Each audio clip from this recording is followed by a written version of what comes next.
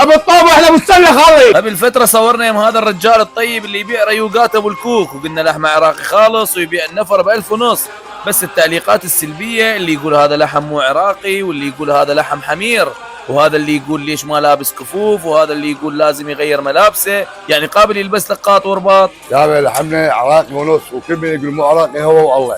لحمنا منه ابو عباس القصاب، امان الله عراقي، لحم متقدم عنده عراقي 100%. وصار تحدي بينه وبين واحد اسمه حماقي، يقول زبائني كلها من اوروبا، بس ابو الكوك رد عليه افتح يمك وخلي الناس تتركك وتجي يمي. حماقي الله شاهد. ايه ترى جاي فتح يمك والله، وبيع بالفلوس والقرحان والدبل بنسين واللحم العراقي، ومنه ابو عباس القصاب. بابا حماقي شهاب.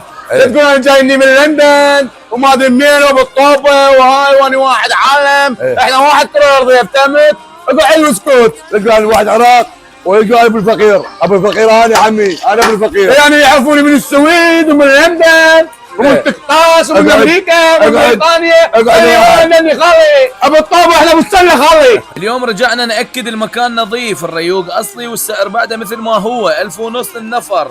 تحب تجرب؟ تعال شارع الكفاح قنبر علي واسال عن ابو الكوك.